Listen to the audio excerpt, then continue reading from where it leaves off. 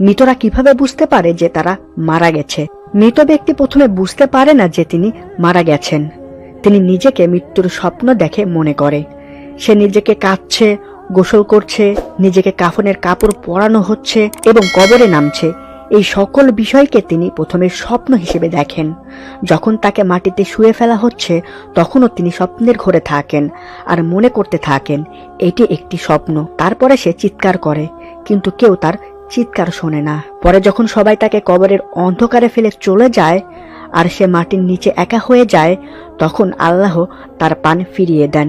সে চোখ খুলে তার খারাপ স্বপ্ন থেকে জেগে ওঠে। প্রথমে তিনি খুশি এবং কৃতজ্ঞ হয় এই কারণে যে তিনি যা দেখেছিলেন তা কেবল একটি দুঃস্বপ্ন এবং তিনি এখন ঘুম থেকে জেগে আছেন। আমরা প্রায়ই এমন স্বপ্ন দেখে থাকি যেখানে আমাদের দেহ অসাড় হয়ে যায়, আশেপাশের মানুষজনের কথাবার্তা শুনতে পাই, কিন্তু নিজে থেকে ওই অর্ধ ঘুম থেকে উঠতে পারি না। তখন আমরা ভাবি, হায়রে, কেউ যদি আমাকে কেবল একটু নাড়া দিত বা হাত দিয়ে ধরতো তাহলেই তো আমি ওই অর্ধচেতন থেকে উঠতে পারতাম। কিন্তু কেউ আসে না, আমরা নিজেরাই একসময় উঠি। হয় না এমন অনুভূতি? আচ্ছা, এটা কি মৃত্যুর মতো কোনো একটা অনুভূতি? যদি না উঠতে পারি তখন কি আমরা মৃত হয়ে যাব? এরকম প্রশ্ন আমাদের অনেকের মাঝেই ঘুরপাক খায়। তারপরে সে তার দেহটি স্পর্শ করতে শুরু করে, যা কেবল একটি সাদা কাপড়ে জড়িয়ে রাখা হয়েছিল।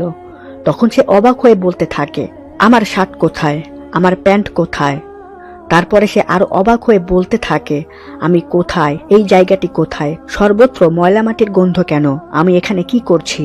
তারপরে সে বুঝতে শুরু করে যে সে ভূগর্ভস্থ এবং তিনি যে অভিজ্ঞতা নিচ্ছেন তা স্বপ্ন নয়। হ্যাঁ, তিনি বুঝতে পারেন যে তিনি সত্যি মারা গেছেন। তিনি যতটা সম্ভব উচ্চ স্বরে চিৎকার শুরু করতে থাকেন এবং তার স্বজনদের ডাকতে থাকেন, যারা তার মতে তাকে বাঁচাতে এগিয়ে আসবে, কিন্তু তার ডাকে কেউই সাড়া দেয় না। তারপর সে মনে করে যে এই মুহূর্তে কেবলমাত্র একমাত্র আশা মহান আল্লাহর কাছে। তার কাছে ক্ষমা প্রার্থনা করার সময় সে কেঁদেও মিনতি করেন, ইয়া আল্লাহ, আমাকে ক্ষমা করুন, ইয়া আল্লাহ, আমাকে ক্ষমা করুন।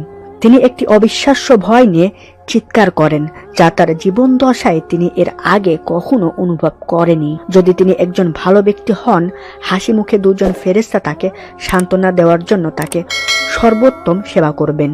আর যদি সে খারাপ লোক হয় তবে দুজন ফেরেশতা তার ভয় বাড়িয়ে দেবে এবং তার কুরুচিপূর্ণ কাজ অনুসারে তাকে নির্যাতন করবে।